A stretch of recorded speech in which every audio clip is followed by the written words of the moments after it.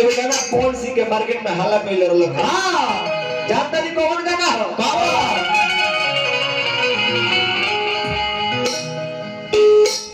कि जनी जगह में बड़ा बातिया राजा मारली सवतिया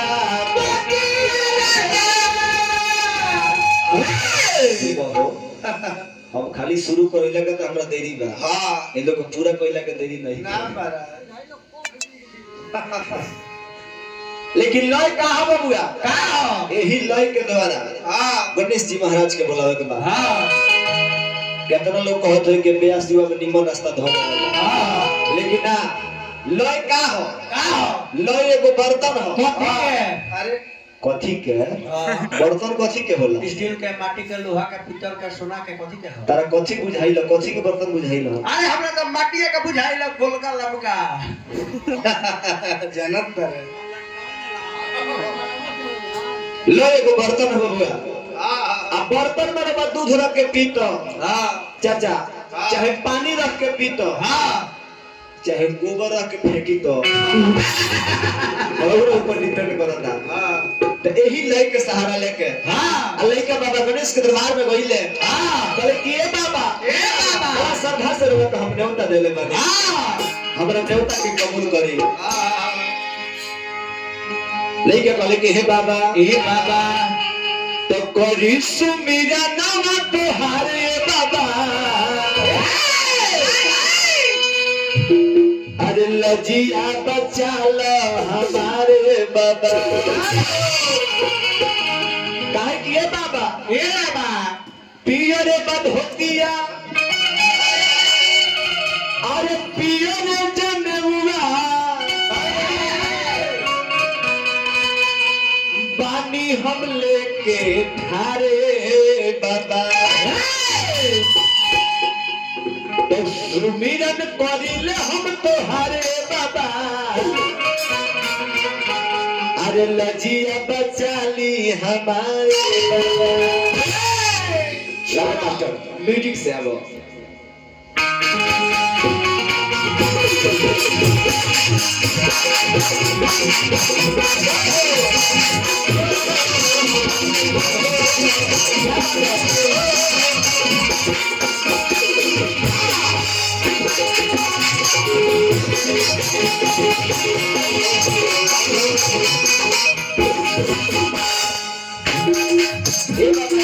कभी सुमिरा नाम तोहारे बाबा लजिया बचाली हमारे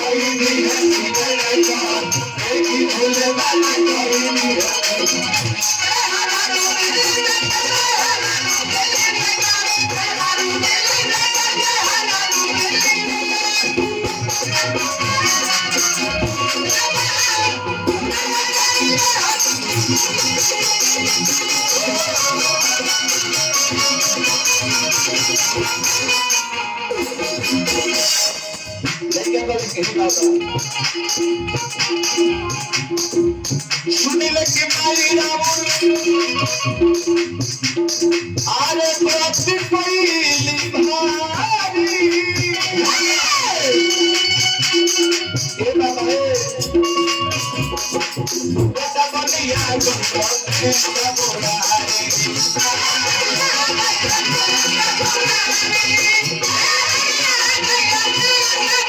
ए बाबा सुनिले कि माईरा और व्रत करली भारी भारी अक्का दू बेटा बन के आ गइले कृष्ण मुरारी यह सब सोचे वाला बात बा का आखिर भगवान कन्हैया हां बोल लोग के रखैया हां गणेश को बन गइले हां ये तो बुझे वाला बात था यह सोचे वाला बात चलिए अगला बेस से पूछो कौन ये तो गोला होता अगला बेस से छोड़ रहला हमनी के अपना गांव में बाड़ी से तो कुछ हो सके जितना जानकारी हमनी के लगे बा उतना बतावल खर्च होता का भैया सुनी लेके माईरा और व्रत कैली भारी भारी अक्का दू बेटा बन के आ गइले कृष्ण मुरारी बात उस समय के बाद का जौना मेरा माई पार्वती भोले बाबा से कहली कि हे बाबा हे भोले बाबा रउआ दुनिया के मालिक हैं हाय रउआ के लोग महादानी कहेला दुनिया के लोग रउआ के पिता कहेला हमरा के माता कहेला लेकिन आजो हमारे गोलला ना बिना गोद सुना भोले बाबा कहले कि हे पार्वती कार्तिक तो तोहरे बबुआ न होंगे हां तू पागल खानी काहे बतिया तू हां वो तोहरे बबुआ न होंगे माई पार्वती कहली कि ना कार्तिक रावरो बेटा होंगे हावे हमरो बेटा होंगे हावे हम चाहत नहीं कि एगो हमार बबुआ हो खस ए जब ना पर राउर अधिकार ना होखे हां खाली हमार अधिकार हो बोले वाला कहले के पार्वती हां ई दुनिया के नियम है जब तक नर और नारी एकत्रित ना होइलो तब कोनो संतान के उत्पत्ति ना होला लेकिन जब तहार इहे प्रण बा त जा तरह का हम वरदान देतनी हां तरह एगो बबुआ होई है लेकिन ओ खातिर तरह एगो व्रत करे के हां माई पार्वती पूछली कि कौन व्रत है होली भोले वाला कह होली व्रत का दू पार्वती जी कहली भगवान कृष्ण गोदी में खेलला वाला हां इनकर भौजी भूखेली होली देखी ना भोले वाला कहले कि हे पार्वती मन जल ग्रहण ना करे पड़ी हां एक दिन दो दिन ना हां 365 दिन तर निर्जल व्रत करे पड़ी हां जौना व्रत के हां एबरा हमनी गणेश चौथ के नाम से जानी हां माई पार्वती व्रत के कैली अब कौन ले खराब होई स्वयं भगवान विष्णु हां माई के गोदिया में गणेश बन के खेलता रहे ये सोचे वाला बात हुआ सुनी ले के माई रावण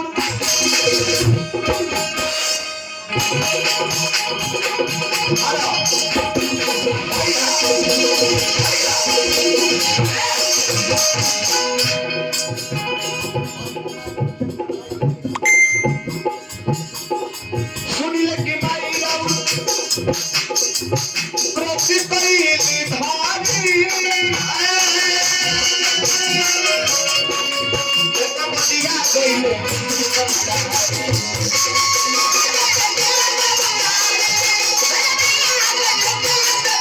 ये बाबा एक बारी हम बात सुने बने कटुरा में नाम लिखी बाबा अरे घूम गई जा पहिला पूजा के अधिकारी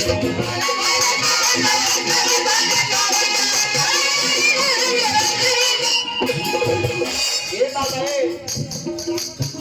राम नाम लिखी बाबा अरे घूम गई जब से पहिला पूजा के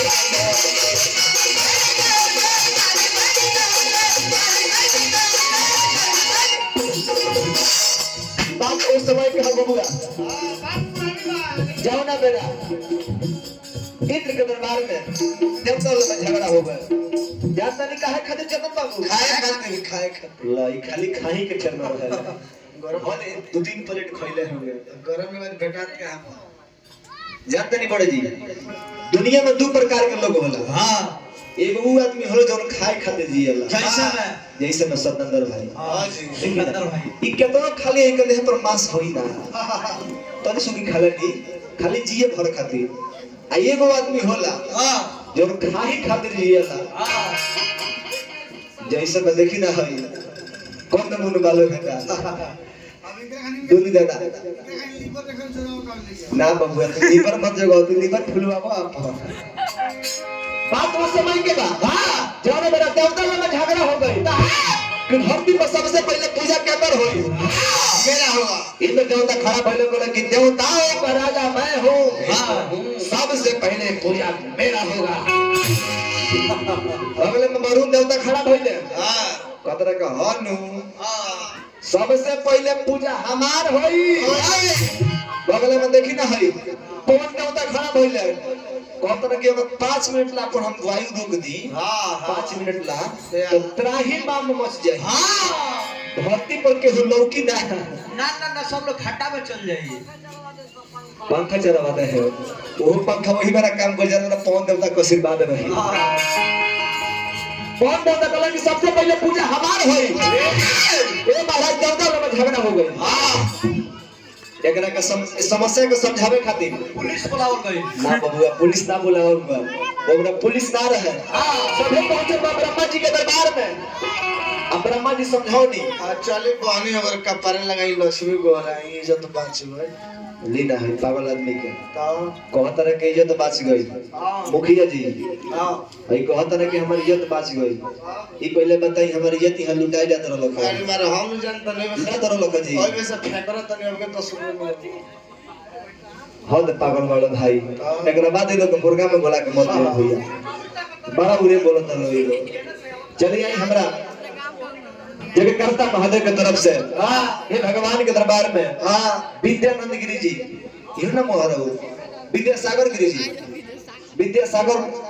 जी की तरफ से हां 1000 ना बबुआ हां लेकिन एक है सब कमो नहीं है हां अरे वाह अरे किने चढ़ावा रसी आई हां बड़ा पिता परमेश्वर संग संग हनुमान जी महाराज से विद्या ही हो रही हां कि हमार चाचा जी जहां रही तहां राजा बन के राज करत रहे हम जब तक जी ही तब तक ऐसा ऐसा गर्जियन के हाथ हमनी ऐसा नादान लेके के माथ पर हरदम बनल अब हम तो ये कहब कि रंग वाले रंग से तस्वीर बदल देते हैं सामान से निकला हर एक तीर बदल देते हैं बड़े जी आपके और मेरे बस में क्या रखा है क्या है बदलने वाले तो तकदीर बदल देते हैं सिवान डला ब्रह्मा जी कहानी की सुनी लोग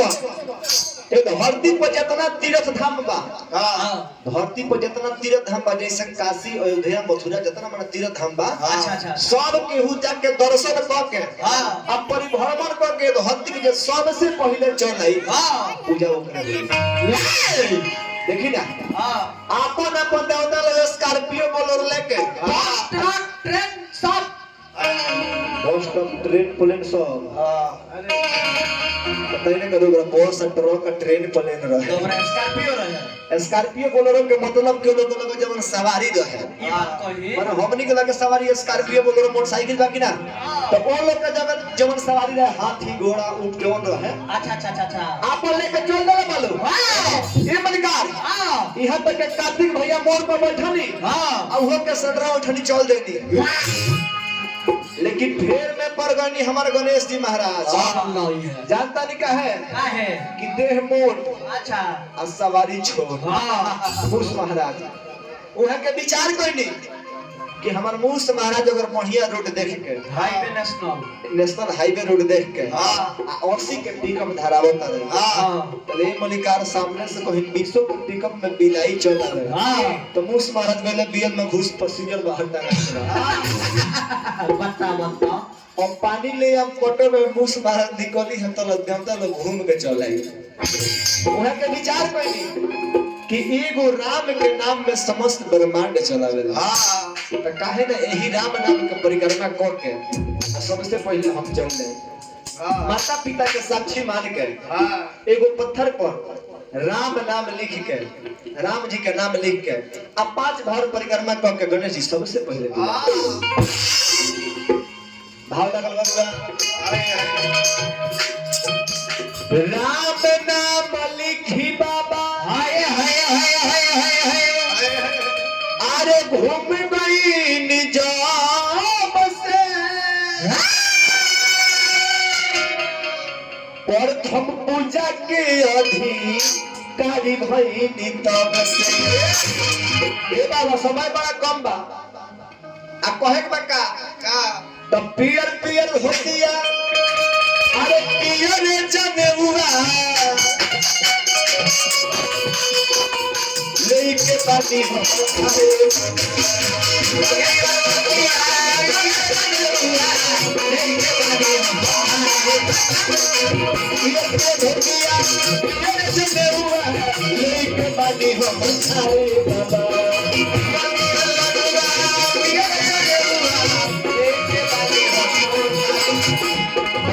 सुमिरा नवा तोहारे बाबा जिया बचाई हमारे बाबा सुमिरा नवा तोहारे बाबा जिया बचाई हमारे बाबा सुमिरा नवा तोहारे बाबा जिया बचाई हमारे बाबा सुमिरा नवा